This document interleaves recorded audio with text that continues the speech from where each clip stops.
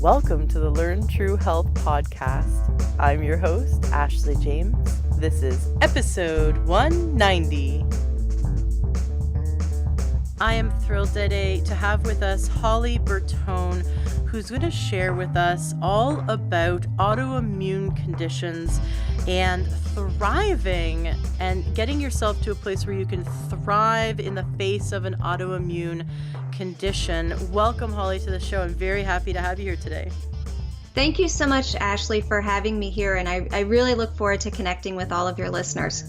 Yeah, no, you have an incredible story. Your website is pinkfortitude.com, and I'm sure we'll get to why it is called that. There is a story behind it. And your beautiful book is Thriving in the Workplace with Autoimmune Disease, Know Your Rights, Resolve Conflict, Reduce Stress. And I just think that is a perfect title to a book that sounds like it's really going to empower a lot of people.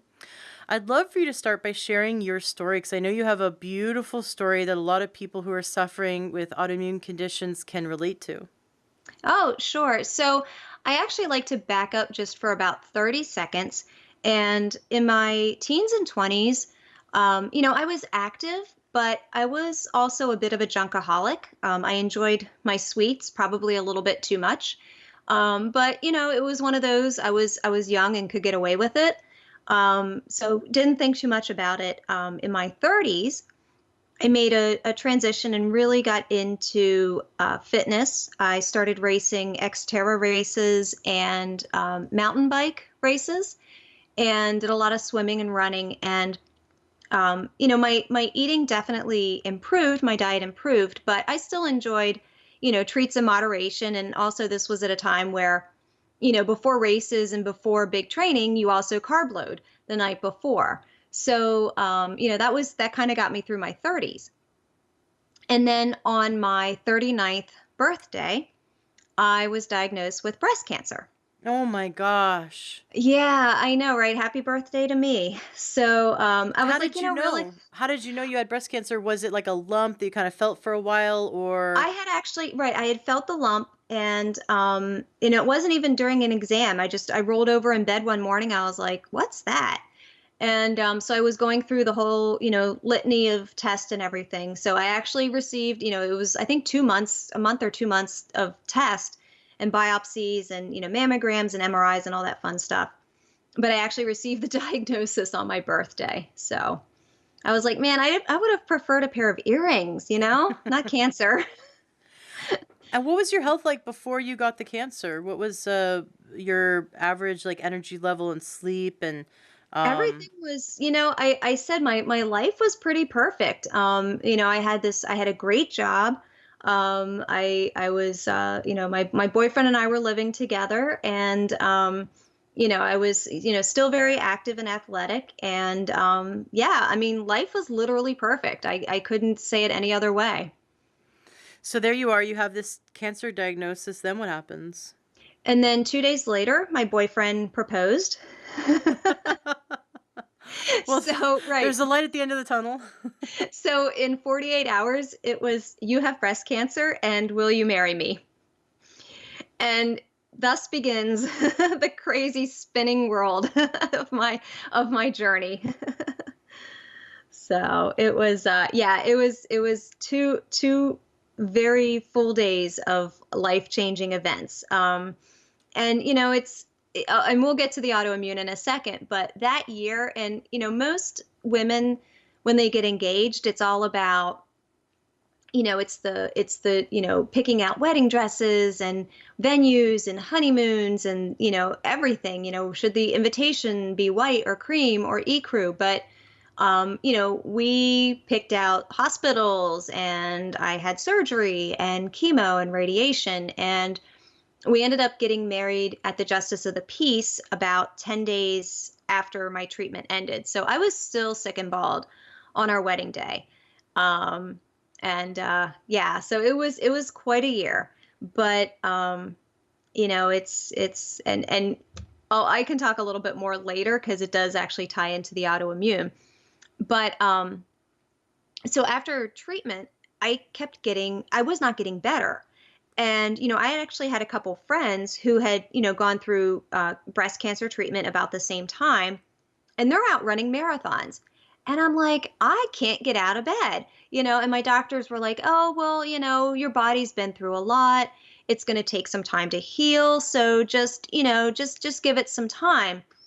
And I was like, okay, I'm pushing 40. I'm pretty healthy. I should be feeling a little bit better at least.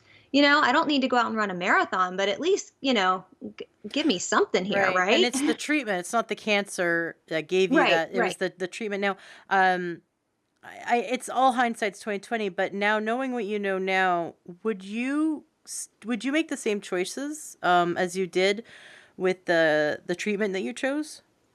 No, absolutely not. It's, when you hear that diagnosis, your entire world just crashes around you. And it's almost like a movie. Like everything just stops, and then it's just you and cancer.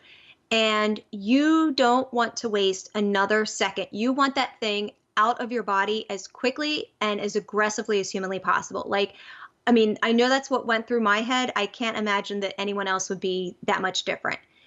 And so we picked, it was actually a fairly, I think my doctor called it lazy tumor, which I guess is good. I don't know. But we picked a fairly aggressive treatment.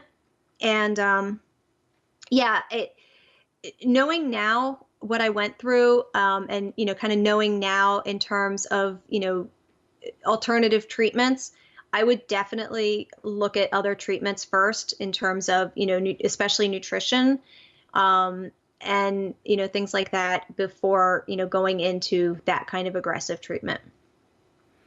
Well, thank you for sharing that. It's even though it obviously worked out, you're still here. Um, but you suffered greatly from the treatment, not the cancer. So, Oh, absolutely. And s- honestly, like I mean, I'm doing better today, but it's been 7 years, and I'm still suffering the consequences. mm. And I don't know. I mean, I'm getting better every day, but I don't know if I honestly don't know if I'm ever going to fully recover. And you have a book, My Mommy Has Cancer, uh, Yes. illustrated by two children of cancer survivors. What is who should read that book? That book is intended for pretty much elementary age children. And it was really in my heart to write it. And thank you for mentioning that. It's really, oh, it was just such a poignant project for me. My stepson helped me write it. He was actually 7 when I was diagnosed, and he and another buddy, a son of another survivor, helped do the illustrations.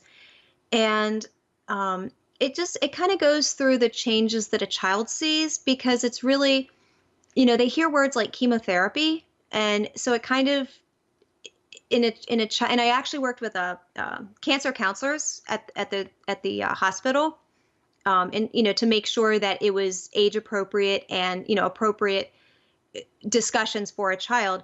But it talks about what chemo is. It talks about mommy losing her hair. It talks about how I'm not allowed to hug mommy because of her operation, because when especially whether it's a lumpectomy or a mastectomy, um, you're not gonna be able to really have that contact with someone. It talks about people bringing in food to the house that I have to eat that I don't like, things like that. It talks about I now have to clean up and do extra chores around the house, and it really tries to approach it from a child's point of view. And each little mini topic has a breakout box that parents can not just read the book to their child, but then also talk to them about the topic too.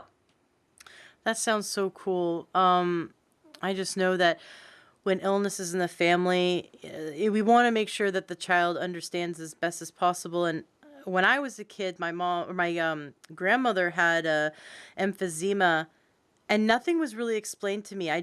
There was a noisy machine, and grandmother put on a mask and had to breathe in it, and we all had to be quiet and kind of cross our fingers and hope that she would breathe, and Right. um and it was scary. It was a big noisy machine, and sometimes as a kid, I was about 7, I was disrespectful and I was being loud or whatever, or playing too loud, and my mom would just kind of shush me, and I didn't realize that there was something serious going on. There was an illness, and so either I felt ignored or shushed, or I didn't. Or later, I felt guilty because I realized I wasn't helping, the situation. Like I could have really been included and helped. Yeah. I would Yeah. have loved to have been included and helped my grandmother and helped my mom and supported them even at 7 years old. I would have loved to have been included on the emotional level that I could have understood. And so I love that you wrote this book, to help those parents make those educational steps with their child when there's cancer in the family, so that the child can both process it but also feel like they're a part of the healing, as well. So, anyways, I just wanted to mention Aw, that because thank that's a you. that's a big Yeah. that's a big part of your journey.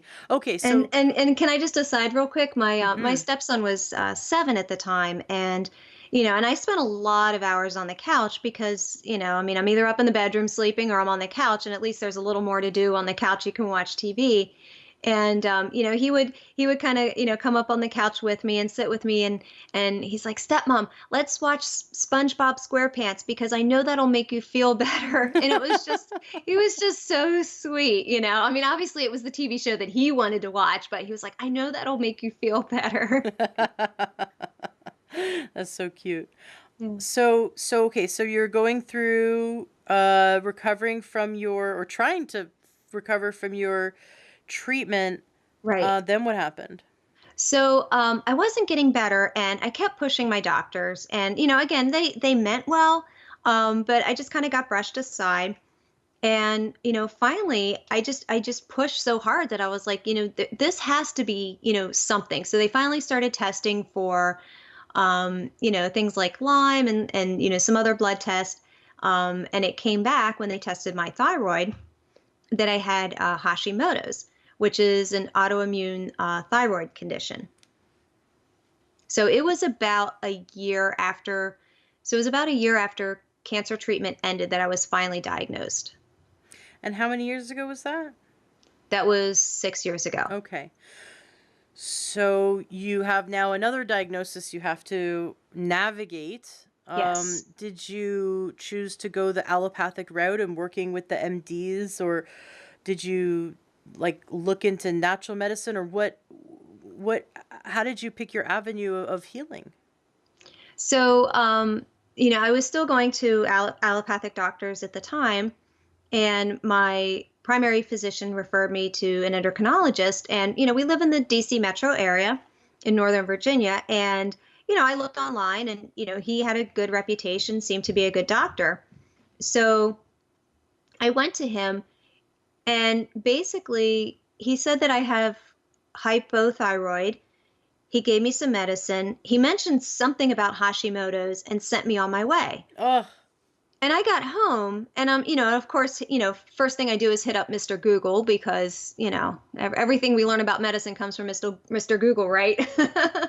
And so that was the first thing that I did. And I'm like, wait, did he say hypo? Did he say Hashi? Did he say, what the heck did he say? So I called the doctor's office back, and of course they don't have any notes or any file, so then I had to wait another day for him to actually call back, and he was like, "Oh, you have Hashimoto's," and that was it. And I was like, Okay." So I'm taking my medicine. I have this thing called Hashimoto's, and that's it, right? I just keep on keeping on now. So fast forward for the next 5 years, all right, my health is getting just incrementally worse. I have, and I'll give you the list of the major symptoms. I had migraines quite often, brain fog, and a lot of cognition issues, which actually stemmed from the chemo and then just kind of continued. They never went away. I mm, had, am I allowed to, as I say, too much TMI? This is a medical program, right? Kind mm-hmm. of. Yeah. Okay. So I call them space shuttle launches 5 to 6 times in the bathroom a day. You can also call it disaster pants if you don't make it to the Yes. bathroom. Yes, and there were some really close calls, and yeah, it was rough. I mean, especially, trying to work and, running out of the office and running to the bathroom, and oh, it was bad. A lot of joint pain, but the worst was the chronic fatigue. And if you have chronic fatigue or have had it, you understand what I'm talking about. If you don't, it's hard to explain, but the way that I explain it is that it's almost like you have basically stayed up for 2 days straight, and your body hurts so much that you can't even function. But this is after an 8-hour night sleep or a 9-hour night sleep or even a 10-hour night sleep. Like, you wake up basically feeling like a truck hit you, and it's extremely difficult to function. That is So, a really good way of describing it. I also had chronic adrenal fatigue and reversed it using natural medicine. And how I used to describe it was I felt like I had downed a bottle of tequila, or got hit by a Mack truck, and woke up with a hangover. Except oh, I didn't okay. get to have any fun. I feel like I woke up from a massive party and a car accident every Yep. morning Without the fun. without the fun, right? Just Yeah. so yeah, you described it very accurately. Yeah, yeah. So, yeah, so this was 5 years. And again, it's, I have this endocrinologist who's just, I go in, he gives me my medicine and then just kind of sends me on my way. And, I'm also at the point where I don't want to say that I gave up because I'm a quitter, but I'm realizing that, okay, I had cancer, I had chemo, I had radiation, I have Hashis. Like, all of this stacked up. Maybe that I'm just supposed to be sick. Like, maybe this is just how my body's supposed to feel. Like, when you don't know any better, you don't know any better. And so, I have a life to live. I have a full-time job to hold down. I have a family to take care of. We've got elderly parents. I want to do fun things. I want to go 80s dancing with my husband. I want to go outside and play soccer with my stepson. I mean, there's just stuff that I want to do. So I pretty much just ignored the symptoms and just tried to function the best that I could on a daily basis. But I finally, about 2 years ago, a year and a half ago, figured out it was the big aha moment. Are you ready? Yes. Okay. So it was Dr. Amy Meyer's book, The Autoimmune Solution. And I followed her protocol, the Myers way. And the first thing that I did was eliminate gluten cold turkey. Just I didn't even have a goodbye party, right? And pizza, like, pizza is my favorite food of all time, you You can know? have gluten-free pizza now, right? Okay. So, you know what I tell people? Gluten-free, and I also am mostly vegan. I say gluten-free vegan pizza basically tastes like, if you take a normal pizza and you eat all of the pizza and you leave the cardboard box out on the table, because who throws it away, right? You always leave it out on the table. And then you wake up the next morning, you open the empty box, and then there's lines of like a little bit of tomato sauce and maybe a little bit of cheese, right? That are kind of like ingrained into the cardboard, and you lick it. Okay, that's what gluten-free pizza tastes like. I have yet to find one that I like. So if you have recommendations, by all means, if any of you listeners out there have good recommendations, please contact me. I am Well, desperate. I actually do have a reasonably good vegan gluten-free pizza, but it's a local company here. Oh, So okay. you're gonna have to come to Seattle area, and it's pretty good. It gives me heartburn, and so I don't eat it all Oh that often because no. I mean, it's vegan cheese, like, yay, right? And Right, it's not right. it's not it's not soy based, and it's not Okay, GMO, and so it's a lot of not stuff, and I'm like, well, right. there's a lot of not in this. Like, there's not gluten, not wheat, not lactose. So, like, what is it, right? But once in a while we need a treat. Okay, so you went gluten free, and Immediately, did you notice a immediately. difference? I did. So that was cold turkey, gluten-free, processed foods, and sugar. Now, mind you, I'm 5'2", I'm a petite frame, healthy weight. So I enjoyed my sweets in moderation. I enjoyed my, my pizza, my pasta in moderation. Like I didn't think anything of it because, I wasn't overweight. But interestingly enough, what I, consumed, my body decided that it was not good for me.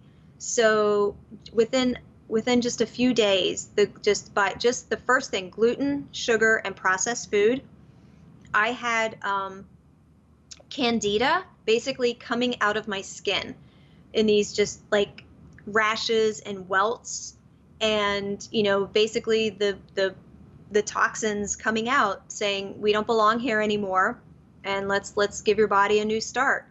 So yeah, that was interesting. But I also kind of knew it could happen, so I was ready for it. um, and then about a week later I got rid of dairy.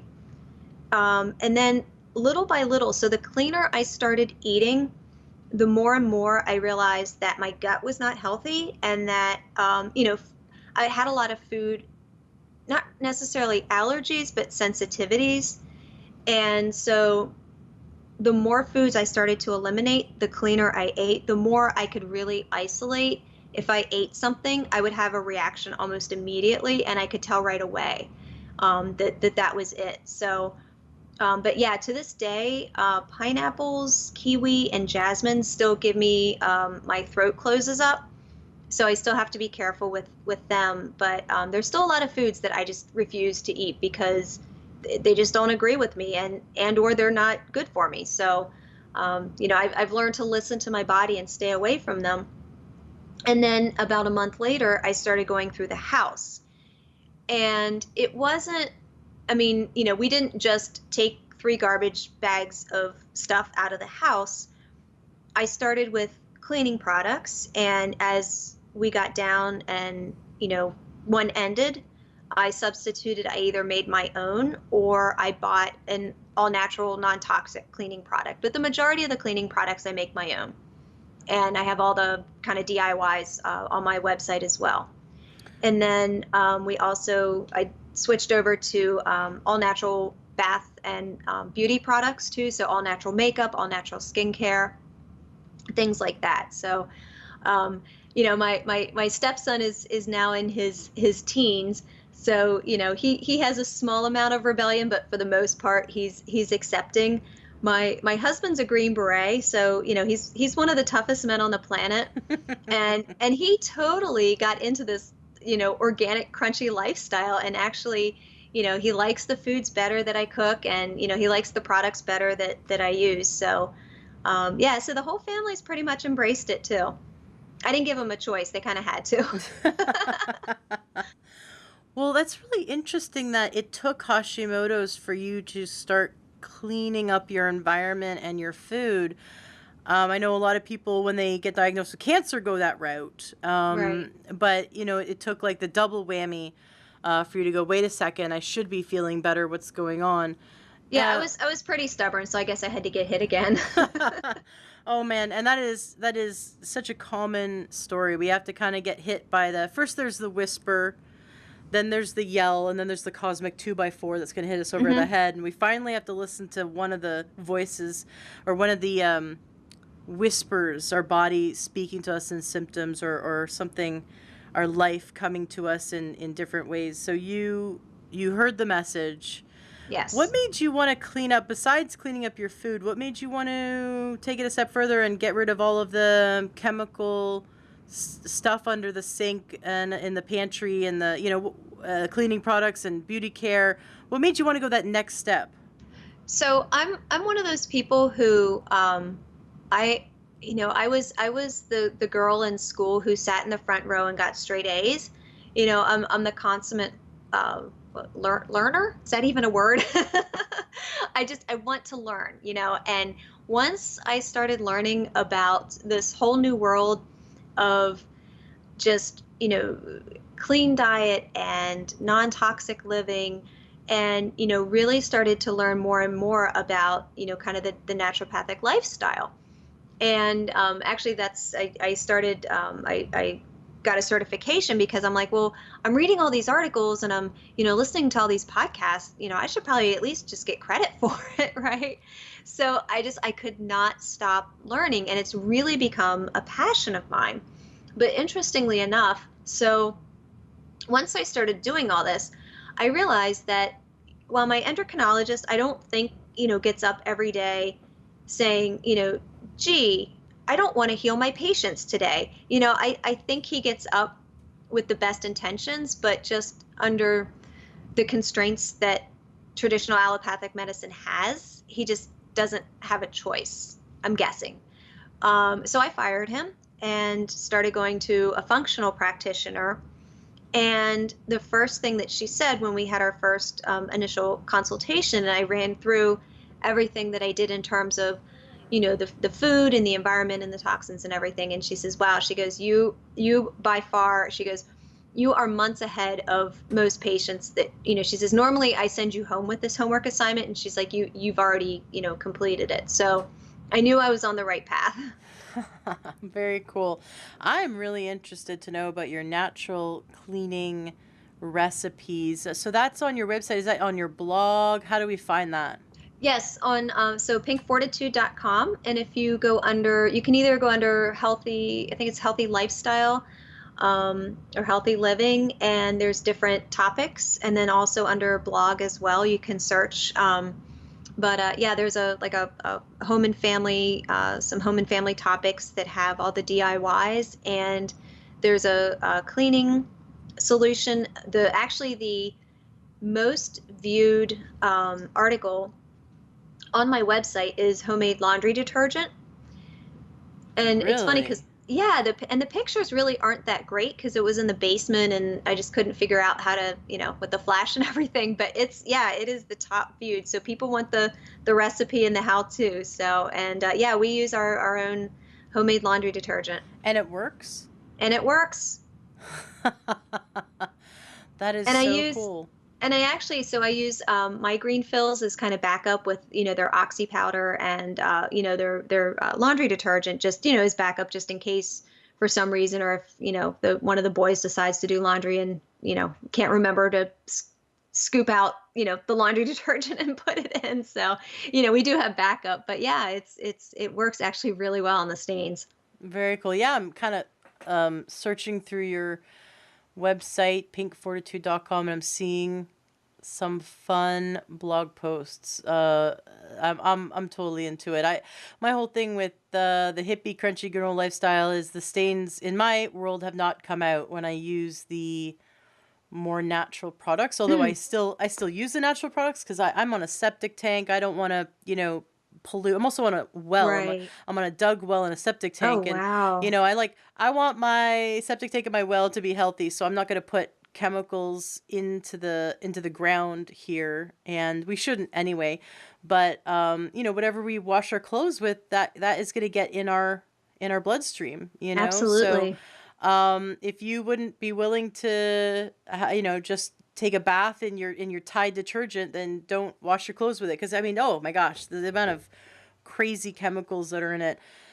But I'm looking for that all natural detergent that's really going to get the stains out. And so I love knowing that you've got some proven recipes that you're happy to share on your website. That's really cool. Oh, Why yes. is it called pinkfortitude.com? So, oh, and before I get to that, and wool dryer balls, love wool dryer balls. Do they So we don't actually use, work? they work. Yes, they do. No I've seen them. static. Yes. And you can even put a few drops of essential oil on if you want, but Ah, we just use them as is. And yeah, and it's funny too, if I'm behind someone in the store that's got that like dryer sheet scent on them, I mean, it almost makes me gag now because I'm not used to it. mm-hmm.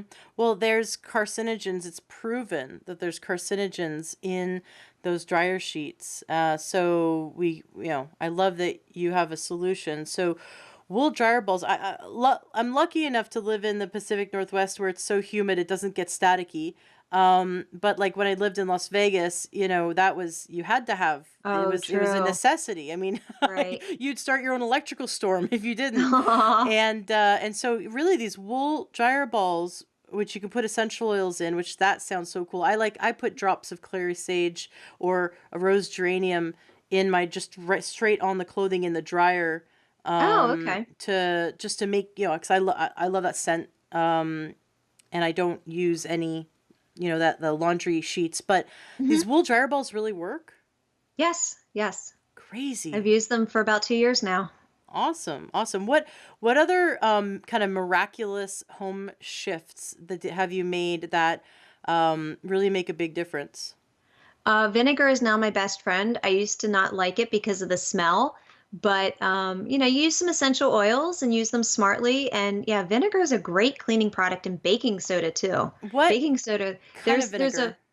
Sorry to um interrupt. just oh regular white vinegar, cleaning vinegar, whatever it's called.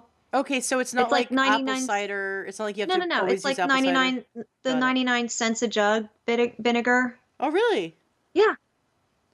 And what does it do? What does vinegar do in terms of cleaning? I mean, I know this is the uncharted territory for me. I know a bunch of listeners probably are like, "Come on, Ashley, vinegar's been around. Like, why haven't you been using it yet?" Yeah, I no, it's our, know. our grandmothers used to use it. So yeah, so I use it for I'm trying to think, for like a regular kind of all-purpose cleaner is the biggest one. I use it for the shower, and especially with, kind of, the shower gets that mildewy kind of stuff. Mm-hmm. So it really helps with getting, the mildew off. And then, on you can use it on stainless steel. You can use it on anything really. And it's just, and then I take I use essential oils, and then one of those, what do they call, the scrub daddies, Mm-hmm. that can really, like, get into the stuff with the water, and that's all you need. So, oh, it's perfect. I love Um, Scrub Daddy. My husband oh, loves Scrub Daddies. We it saw them was on Shark Tank, and oh me my too. gosh! And they It have they I have the could green not. ones now. The green Scrub Daddies it's a Oh, giant brick. And you get it at Bed Bath & Beyond. It's a giant green brick that's made with the same material, and it's meant so that you can cut it into whatever shape you want, or just use it as a brick. oh, wow. Yeah, Yeah. I could not get to Amazon.com fast enough when I was watching that episode on Shark Tank. Right? Because I mean you don't have to use any chemicals. You just scrub, and it's gone. Mm-hmm. So, and baking soda is another big one too. I mean, baking soda, you can brush your teeth, you can, clean grout, you can wash your laundry. I mean, yeah, there's a million things you can do with baking soda. Very Oh, cool. and baking soda and vinegar will also help to unclog a drain. Oh, really? Yes. So, do you have that on your website also? You know what? I actually don't think I do. Oh, that's your next blog post. Yes. But yeah, and basically just dump a little baking soda down the drain, and the vinegar makes it bubble, right? Mm-hmm. So you kind of have to, pour a little bubble, and then you do your the boiling water, and then Mm. let it sit for about 10 or 15 minutes, put the boiling water down. And mind you, it's not your chemical version, so you're going to have to do it more often, right? To keep your drains clean, but at the same time, you're not putting those chemicals down your drain. So Mm-hmm. it's worth it. When you made these shifts, so obviously you Yes. went gluten free, you noticed a difference, you removed these chemicals from your life. What difference did you notice then? So it was about a month before I really started noticing a difference in my health, and the migraines gone. I mean, I think I may have had, in the last 2 years, I think I may have had two headaches, and probably because I was dehydrated, and shame on me for not drinking enough water, right? And how often before that, how often did you used to have migraines? Oh goodness, at least once or twice a week. Wow. How long did they Yeah. last? A while, like several hours. Mm-hmm. And again, I just pushed through them. I mean, I felt horrible to begin with, so I just pushed through them. My gut completely cleared up. I went from the space shuttle launches to, as I call it, perfect poop. Yay, straight A's and pooping today. Doesn't it feel amazing? It's like we've redefined the definition of success. Right, right. I can It's a feel banner good about day my when. life. Yeah, I can feel good about my life. I had a perfect bowel movement. Yes, thank you. I'm still working on the cognition. I'm actually taking some new supplements, and I've been on the bulletproof brain octane. Yes. So yeah, and I don't drink coffee, so I put it in my smoothie. But yeah, so I'm working on the cognition issues. They're getting a little bit better. But yeah, the stomach issues, the gut issues, the bowel issues, the migraines, completely cleared up. The fatigue got better. So on a scale of 1 to 10, maybe like a 2 to 3, went to a 5 or 6. So not completely better, but significantly enough to Hmm. make a difference in lifestyle. You're just 2 years into this. I mean, you're really early in your healing journey. So I mean, give yourself a lot of credit because you've come a long way in 2 short years. You get to in 5, 10, 15 years, you're just going to be light years ahead of where you are now.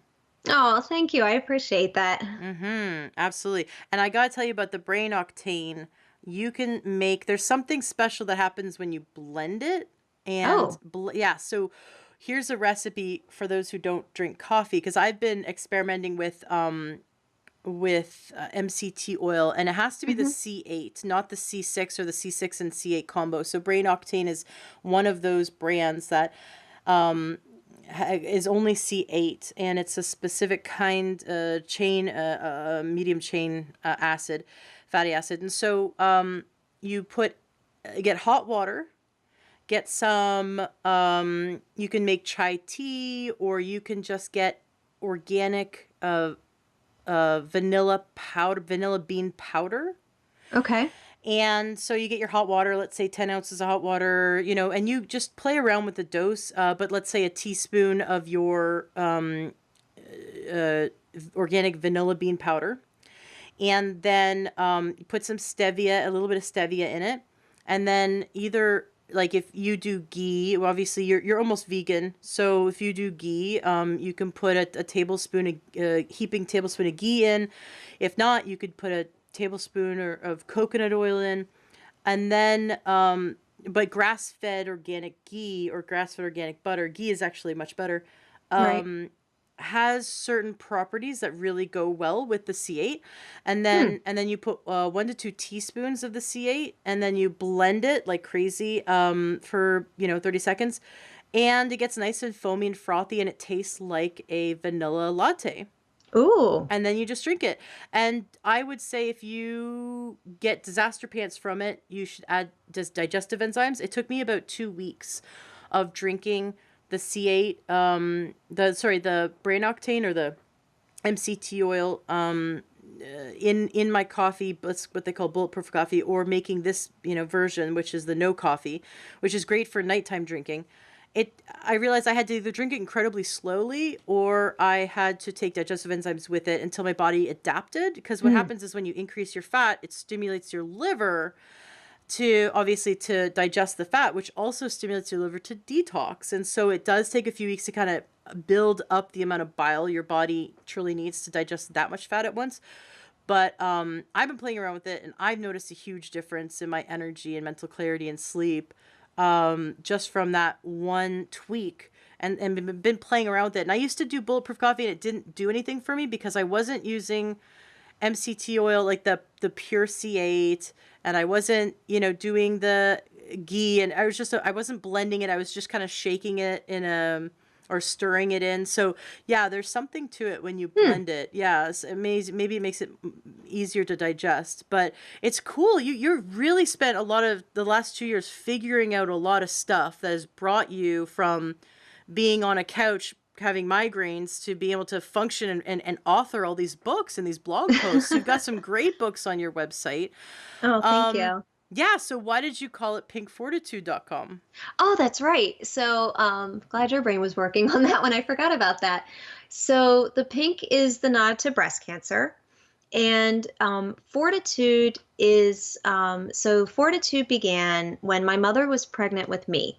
She was diagnosed with Addison's disease which is another autoimmune condition, and Mm-hmm. it's very rare. Affects the adrenals, and she is on cortisone for her Mm-hmm. entire life, and because her adrenals don't work. And so, back then, this was 1971. I'm going to swear I'm still 29, but this was back in 1971.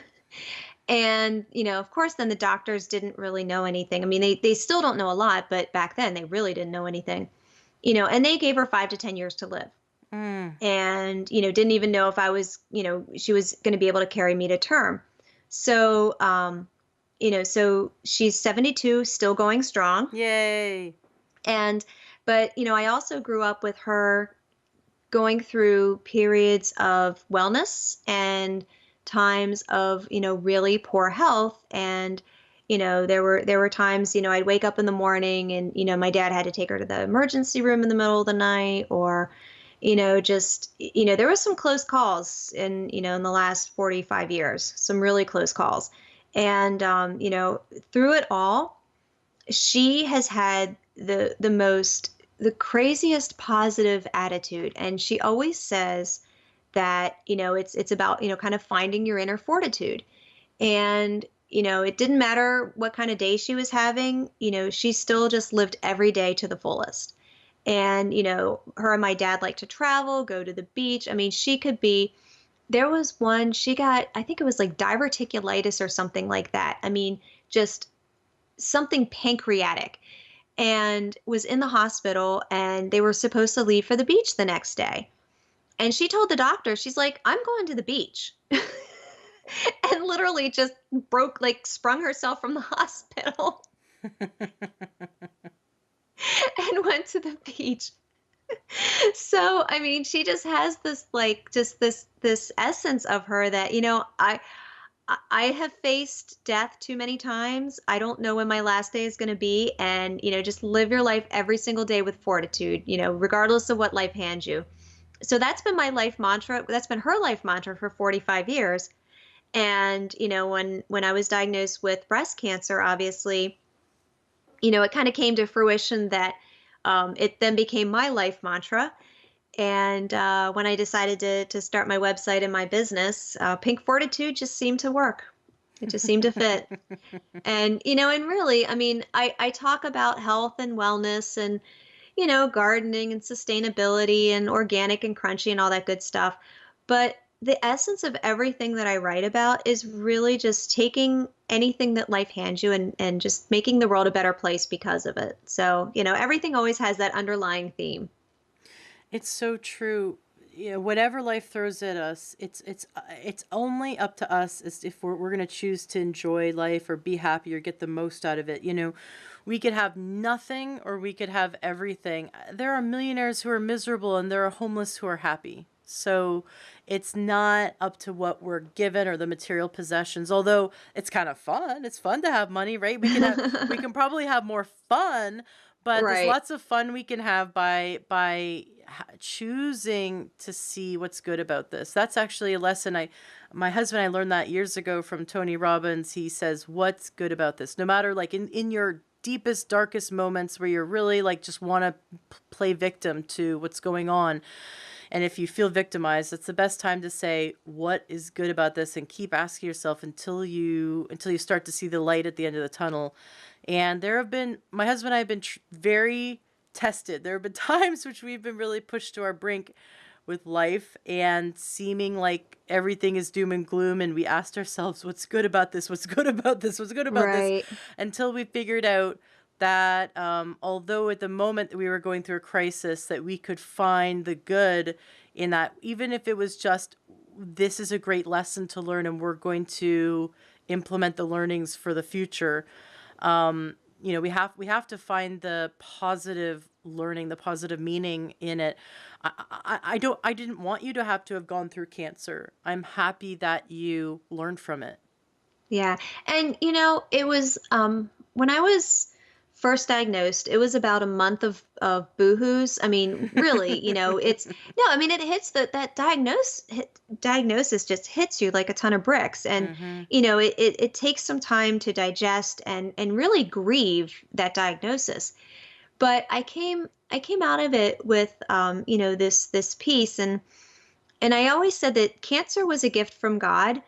And I didn't know what it meant at the time. And, 7 years out, I understand that my entire health journey is a gift from God, because it's a way that, I went through these trials because I was destined to help other people go through Mhm. theirs.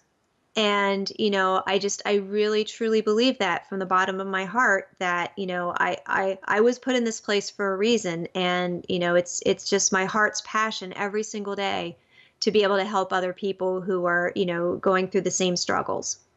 Now you said yeah, at some point you needed to get some certifications around this. So Yes. what's been your formal education since starting your health journey? So since I started my health journey, I picked up a certified natural health professional designation.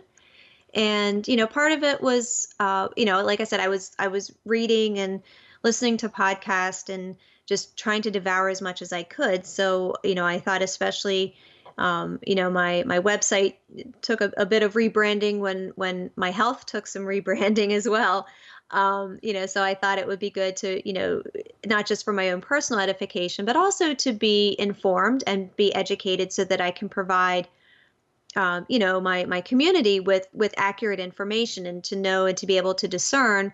Obviously I'm not the expert, but to be able to discern, what the experts are talking about, and who to listen to and what to listen to, in terms of advice and things like that. So Well, I I would really say wanted to. you're an expert in that you have gone through it and personally healed yourself. I think that is more of an expert than someone who's read a bunch of books. I have been to doctors where the doctors are so-called experts, right? Because I mean, they did a lot of schooling.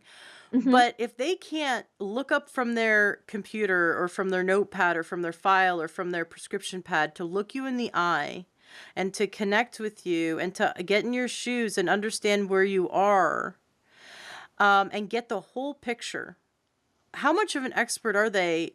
They have not been through what you've been through. They don't understand. And so many times doctors will miss something because they're just too busy listening for symptoms and looking for a drug to give you, or looking at the lab results and not looking in your eyes. Hmm. And although I appreciate doctors in their place, absolutely, I think that you, as a health coach, for lack of a better term, are someone who has been there, done that, and done the work, been in the trenches, and you have so much more of an understanding that you can look people in the eye who are right now currently suffering, and you can listen to them, relate to them, and go, hey, you know what? Have you tried this? Have you tried this?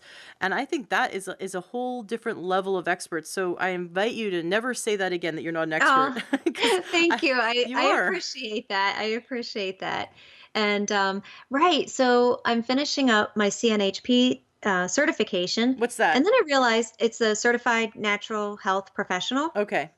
And then I realized that I am now 1/4 of the way through a naturopathic doctorate. So I thought, let's keep on going. Again, this is the girl who got straight A's in school, sitting at the front of the class. So I kept I continued taking the classes, and actually when my health hit a bit of a, despite the upward trending over the last couple years, at the beginning, towards the end of last year, it actually I had a really bad flare up in my health. Actually, kind of faltered a bit. So the ND program has been on hold for a little bit, but I'm actually just getting ready to. I finished up all the classes, and I'm getting ready to pick up writing my dissertation. So I'm excited. I'm hoping by next year this time to have the ND by my name and be Dr. Bertone. Yay, congratulations. You should like Thank you. make your dissertation into a book and publish it. So it's Oh, like I'm a planning on two it. in one. Okay, great. Yes, What absolutely. have you picked your topic for your dissertation? I have, and that's not for public release Ah, yet. okay, so we have to follow Keep you in you. suspense. Yes. Well, I'm excited to know. Do you know what caused your flare up? Well, I'm not sure what caused the flare up, but I know what continued the flare up. Can you So share do you want that? me Do you want me to get into Yeah. that? Sure. So, it was towards the end of the year, and it was I was having the fatigue was coming back, and that was really the biggest piece of it. And I went to the doctor, and I had the adrenal cortex test done, Mm-hmm. where you spit several times a day, and it came back that my adrenals were pretty much in the what do you call it, the red zone, right? Mm-hmm. So the first few hours of the day, I was, right smack dab in the middle, happy, healthy, where I was supposed to be. And then about 11 o'clock, through the remainder of the day, completely redlined. So, my doctor was really worried. I mean, I could tell that, something was awry. I just, my health, my energy was just not there. And then simultaneously, the management changed at my job. Now, I was no longer there, but I was working at federal government agency downtown DC. And for the past few years, my management had been very accommodating, with the hashis and the fatigue. And, I definitely functioned better in the day. So, I was able to work early in the day. They were totally fine with me coming in early. And, I had a fairly low stress job, and, they were pretty flexible with, doctor's appointments and breaks and things like that. Nothing ever had to be documented. They were just, very understanding management. And, I did everything I could to, be an excellent employee, and, obviously to, make sure I honored them, and, respected them with, the accommodations. Well, the management had changed, and the new team that came in was not accommodating at all. So I went through all of our official channels to fill out all of the official paperwork in terms of, basically identifying, my Hashimoto's as a known disability. I had to get a lot of paperwork from my doctor. I also applied for the Family and Medical Leave Act, FMLA, which is a federal law of any employer over 50 employees, and tried to put all of that into place. And in doing so, there are laws saying that if basically there are laws that state that, if you fall under these, kind of guidelines, that you're legally covered. Um, but there was still a lot of retribution. Is that the right word? Against me. And they were not happy that I was asking for even minor accommodations. And I actually, to the point where, when my FMLA was approved, my health was also declining to a point where I almost was, I mean, I was one step away from not just an emergency room visit, but like a long-term hospital visit. I mean, my health was really bad. There was one night, I remember my husband and I were sitting on the couch, and I was so sick. And he just looked at me and he said, "Your health and your countenance are worse now than when you were going through chemo." And I mean, that hit like a ton of bricks. I mean, I could not function. I was barely holding it together. I had no energy at all. I wasn't functioning at work. I wasn't functioning at home. I felt like I was failing everyone. And, this is from, the classic overachiever. So it was a really, really hard pill to swallow, that my health was failing, and I couldn't do it. And my doctor wanted me to come in for IV treatments, basically additional, kind of nutrients and supplements to, at least tide me over so that I would not end up in the hospital. And so I went once, and the manager was not happy that I was out of the office to go to this additional appointment. Even though it was covered under FMLA, I had 480 hours of approved leave legally covered. She got so upset that she actually went to the head of FMLA, and they rescinded it, which Whoa. Yeah, I mean, and this is a federal government agency. It's completely against the law. And actually, oh, I forgot the best part. Let me back up a second and then I'll finish. So when I applied for it the first time, the nurse who I was speaking with said, "Well, I have Hashimoto's. I just take a pill and I'm fine. Why can't you just take a pill and be better?" And she said, "Why can't you just take some Synthroid and be better?" And I said, "Well, I was on Synthroid for 5 years, and my T4 does not convert to T3, so no, I can't take Synthroid." And We should all just be able to take a pill. What's wrong with you? right, Why don't you just take right, your right. drugs, shut up, and go back to work? Yeah, and secondly, I also, this is on top of chemo, so I can't just. Yeah, I mean, she just is so insensitive, and that, oh, just take a pill and you're going to be better. Well, I can't just take a pill. I'm on a pill, right? And there's not just one pill, there's many of them, right? But yeah, I also have a lot of damage from chemo. So it just, the insensitivity was just shocking.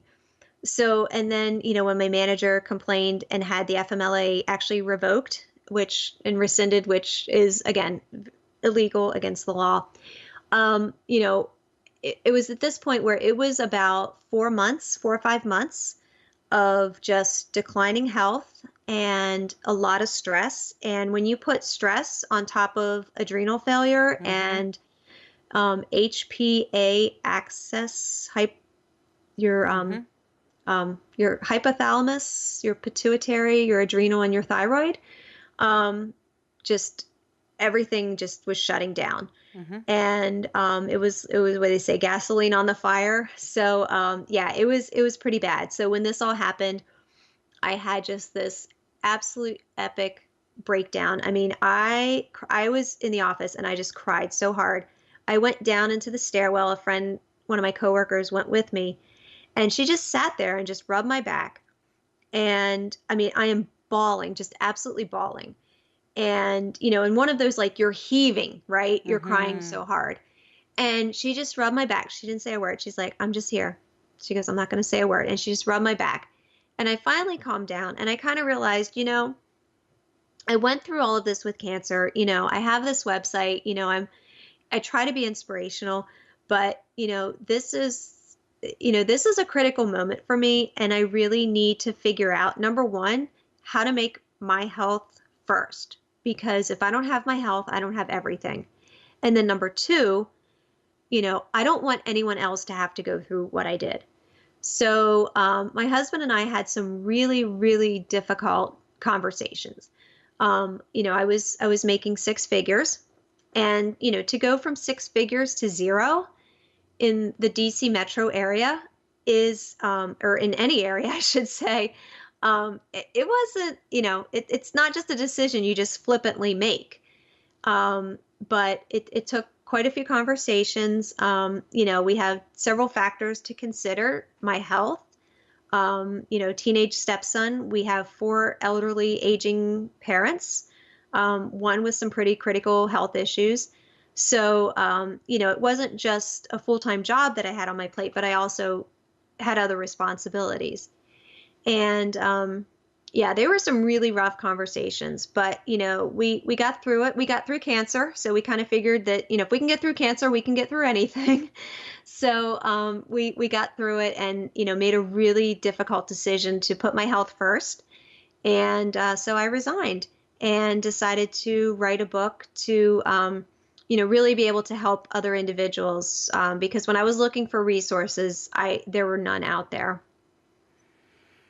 And your book, which is now available, which is very exciting. Have you had any feedback from those who are in that same position that you were in? Actually, I have now. It's only been out for 2 weeks, Oh, so I okay. haven't. Yeah, so I haven't received and I haven't received a lot of feedback yet. But it's called "Thriving in the Workplace with Autoimmune Disease," and it is the first book to ever to look at autoimmune disease in terms of workplace disability and reasonable accommodations. And I actually have had quite a few people who friends and strangers, say, wow, I'm glad I have this. I wish I would have had this. There's a lot of really good information. So, I know once it gets out even more, it's really going to be able to help a lot more people. Do you go into talking about how they could possibly support their body in not having flare ups or reversing their autoimmune condition using natural medicine? I don't get into the natural medicine part. I do talk about self-care quite a bit. The first part of the book is dedicated to my story because I really wanted to share what I went through Mm-hmm. um, as education, not just for individuals who have autoimmune, but for anyone out there who's a manager, who's an employer who hires someone who is a manager over someone with autoimmune. So I wanted to put that out there. So that's the first part of the book. The second part of the book is all the legal stuff, and I had some help and resources to help me put together the legal information.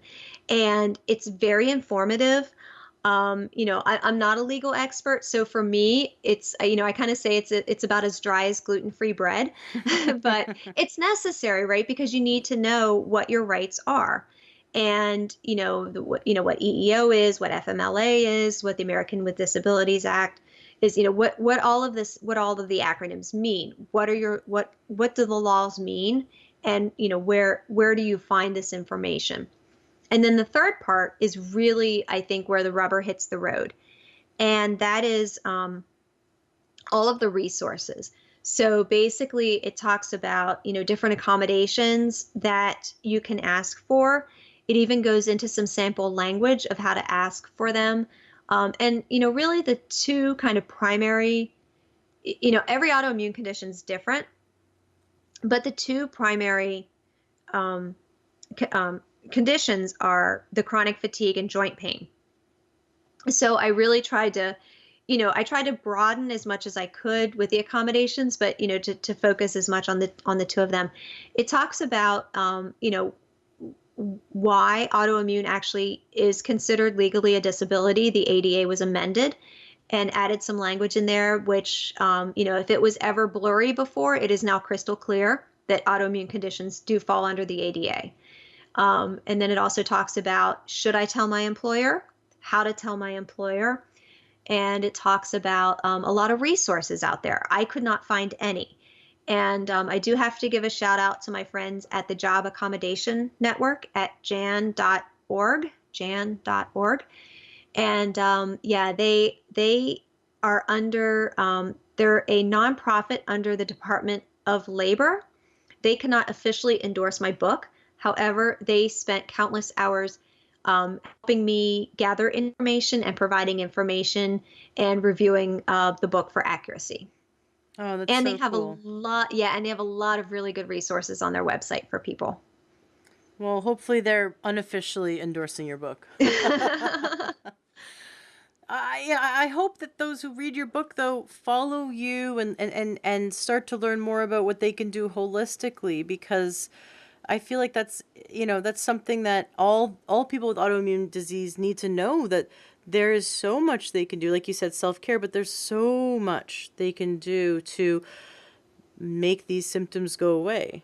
Right, right. And I know that there's a lot of books and articles and information out there. I really wanted to keep this book focused on this topic that has Mhm. never been addressed before. Mhm. And I guess then that would be more accepted by the mainstream, so you're not really going against the grain. Right. Yeah. Well, but my hope is that they do, these readers follow you and learn more about holistic medicine from you. Oh, That absolutely. would be my hope. Maybe you could have a Absolutely. follow up, or some kind of little Easter egg in the book to say, and if you want to learn how to feel better, come to my website. So maybe that is what they all need. And actually, I do have a free giveaway. So There you it's go. Okay, great. Yeah. So, ooh, tell us about your free giveaway. Can we get your free giveaway, or we should probably buy your book first. Oh no, you can buy the book, but no, the free giveaway is pinkfortitude.com and then backslash the word thank. And it's basically it's a little e-guide on how to start your healthy lifestyle. And, regardless of kind of where you're at, whether you're just starting, whether you're knee deep into it, whether I just want to go gluten free and that's it, or, you want to start with, kind of removing the toxins, it talks to you about the logistics. Okay, like I've got all these great ideas that I'm learning, but how do I actually go about doing it? Where do I find the resources and how do I even start? So it kind of takes you logistically step by step to, really clean up your house. Ah, wonderful.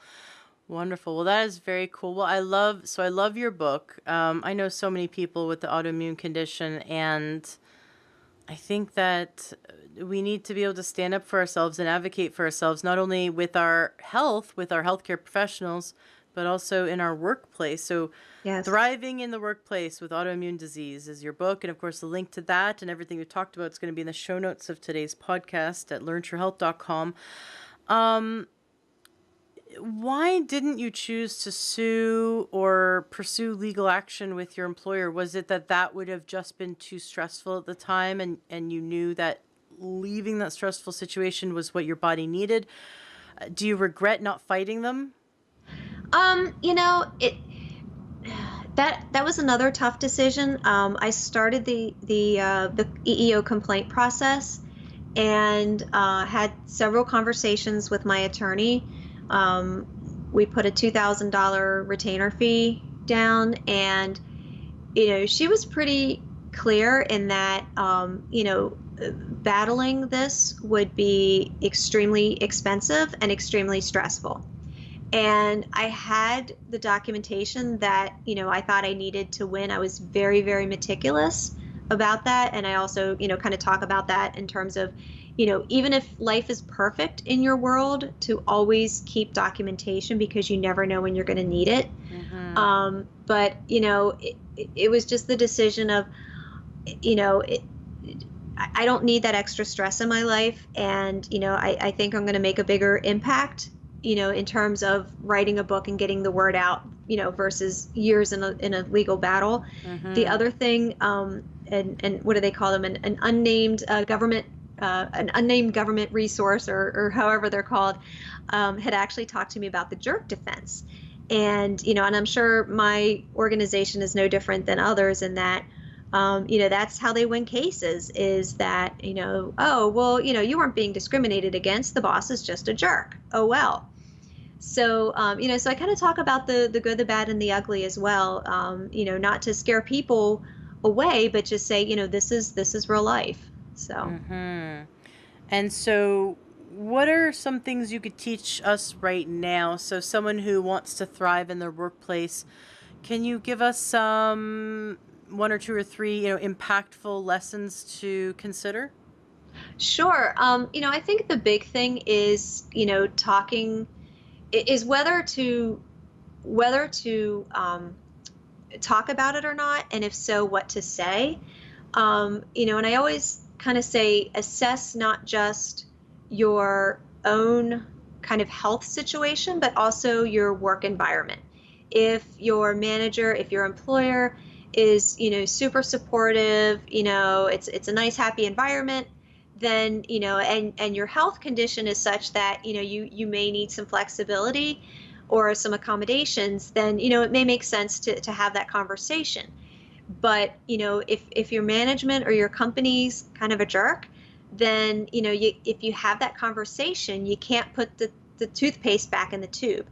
If you say something on Facebook about your autoimmune condition, it's out there, it's public, right? They can still find it. If you say something to your coworker may say something. So, you just kind of have to remember that we don't really live in a day and age where there's a lot of secrets anymore. So, that kind of juggling that, should I tell or not tell? But also kind of treating it like you would, if you were going to go to the boss for a race, you want to have all your documentation prepared, you want to have all your talking points, you want to have your research done. You don't want to just, show up and say, oh, I have this autoimmune disease and, I need this, flexibility, and walk out. I mean, you need to really be prepared whenever you have these conversations.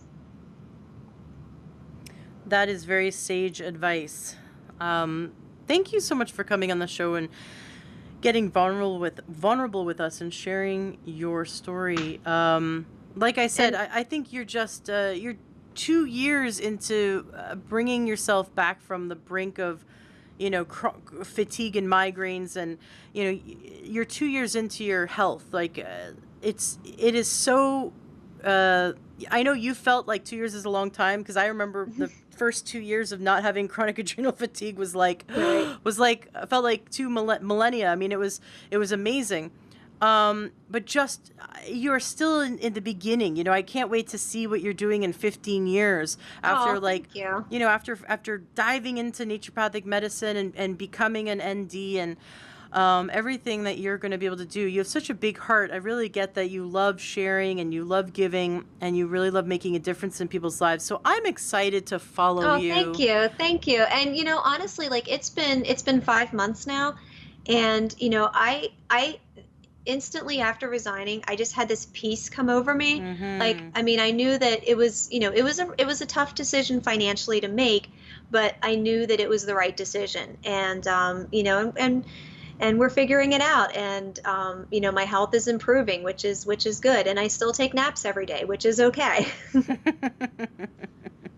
That is important. I think self-care, like you said, self-care is very important. Well, it's been such a pleasure having you on the show. I love your other books. What other book do you think is like a real winner that you've written? Because you've written several. The other big one is the Coconut Heads Cancer Survival Guide, my journey from diagnosis to I do, and it basically talks about our entire, kind of going through, the diagnosis and the proposal to our wedding day and beyond. And it's humorous, right? It's I mean it's there's some poignance. It gets a little poignant. It gets a little raw at times, but it's for the most part it's a humorous book. Is it good for those who are battling cancer to help them see the light at the end of the tunnel? Absolutely. Yeah, Okay. it's a good read during chemo, especially, or just throughout treatment, or yeah. Got it. Got it. Very cool. Awesome. Well, it's been a pleasure having you on the show. Is there anything else that you'd like to share before we end today's interview?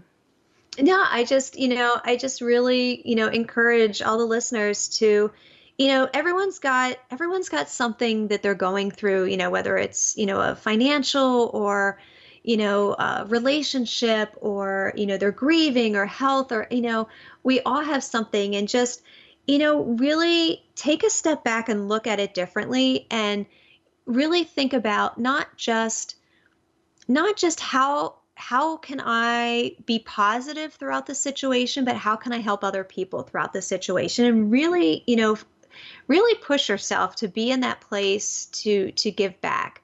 And I know that that's like really hard to do when you're kind of at that point where you're looking up and it doesn't seem like there's a light at the end of the tunnel.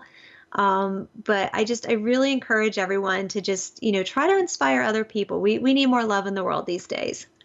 That is great advice, because they've done studies and proven that when you volunteer even 2 hours a week, it is one of the most powerful antidepressants. So those who have anxiety and depression, they found that when they volunteered at an organization that they felt that they believed in, or they felt part of a community that they were making a difference, that not only did it relieve anxiety and depression, but it also extended their life. That people who volunteer live longer. And so there's definitely a fantastic quality to gratitude and to service. Oh, wonderful. Yeah. Awesome. Well, thank you so much, Holly, for being on the show. And I And thank you definitely, so much for having me. I really look forward to connecting with your listeners. absolutely. And I look forward to, hearing you as you continue your journey. Please stay in touch with us, come back to the show and update us, because I think this is just the beginning for you. Oh, thank you. Enjoy what you heard today on your episode of the Learn to Health podcast. Did something move you, inspire you? Did you get great information that's going to change your life? Awesome. That's exactly what I'm here to do, is to help you gain your health back. Please turn around and share this. If this is something that's helped you in any way, share this with those you love. Love the Learn True Health podcast and want to support us? Awesome. You can go to takeyoursupplements.com and you can support us that way. You'll get access to amazing supplements that are just really great quality for a great price. And there'll be someone on the other end of the line to help you pick out your supplements that are right for you. That's takeyoursupplements.com, or join our membership, learntruehealth.com/join. That's another great way to support our podcast, support our movement, and you'll be supporting yourself. Gain more information, wonderful videos, wonderful trainings, and you'll also be able to share those with those you love as well. So go to learntruehealth.com/join. Want something fun for free? Go to learntruehealth.com, and right there on the front page, you'll see where you can get our free cookbook. I spent a lot of time making it, and it was so much fun. It's really delicious, healthy recipes. And you can also get our 7-day doctor course. Right there, it's 7 days of naturopathic videos sent right to your inbox, and you can learn from top naturopaths on how to gain health naturally. So that's takeyoursupplements.com for wonderful supplements. learntruehealth.com/join to join our awesome membership, which is only open for a limited time. You can get our free healthy cookbook, and you can also get for free 7 days of wonderful naturopathic videos sent to you. Just go to learntruehealth.com and you'll see it right there on the front page. Thank you so much for being a listener, and thank you for sharing and helping others. Let's spread this information and turn this ripple into a tidal wave.